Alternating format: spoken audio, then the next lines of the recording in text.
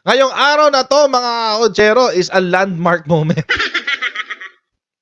Today is a landmark moment because si VP Sara bumagsak na naman sa survey. Ang laki ng bagsak niya, ang laki, double digits. Double digits. Landmark to kasi ito yung first time na bumaba si sa survey si Sara, na mas mababa pa siya kay PBBM.